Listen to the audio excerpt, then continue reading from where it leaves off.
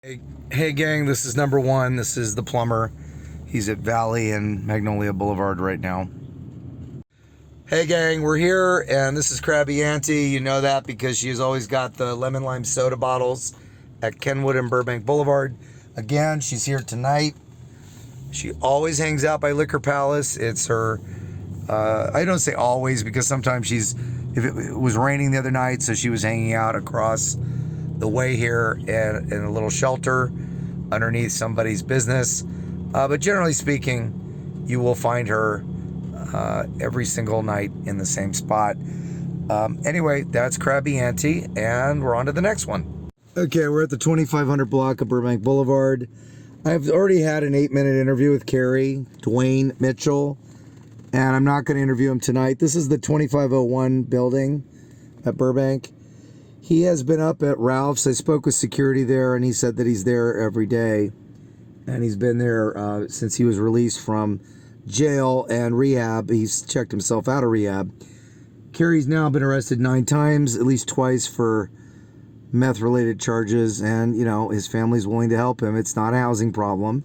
The man is severely disabled due to alcohol addiction. And his alcoholism has made him a severe disabled person. And I think he needs a conservatorship, and that's the opinion of more than one person. Some people who have professional licenses have suggested it as well, but it's very hard. He's oftentimes found over at AutoZone and 7-Eleven as well, panhandling, but he gets more money over at Ralph's, which is why he's always there. Hey folks, so here's beautiful Burbank Water and Power. This derelict, van has been there forever. I don't know what that's all about. Anytime I see that stuff, I go, why is there a van sitting there? And it's been there for a while. Okay, this vacant building is actually a city building. And you can see that it's just covered in graffiti.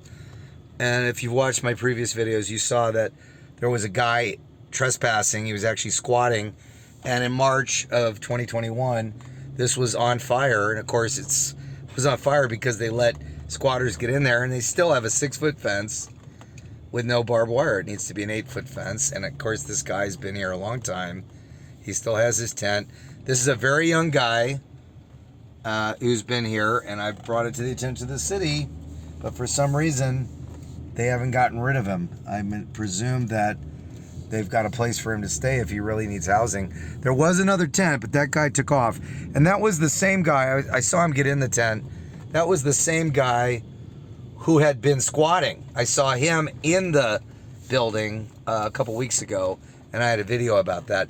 This tent is at 410 Varney, still here. I've seen this fellow many times. He's a middle-aged guy, and he's been there quite a few times. I've seen him get in and out. He doesn't look that rough, honestly. So it surprises me that he's camping back there, but I bring it to the attention of the city. He's still there. It's been about 30 minutes, and I just came back to check in on Carey. I've already spoken to him for quite a bit of time already, and he's got a little cushion or something under his head, so at least he's not laying on the cold pavement. But I don't see anything compassionate about leaving Carey on the street. He keeps checking himself out of rehab. I think the best solution at this point is to get him a conservatorship. I heard those are process, and the judge has to agree to it. But you keep giving up housing in favor of a bottle, and you want to be drunk all day. That's no life. I don't see an Eighth Amendment issue when you're walking drunk in public and going out in the middle of the street and causing safety issues. You're also your drunkenness is not only hurting yourself, you're also endangering the lives of people.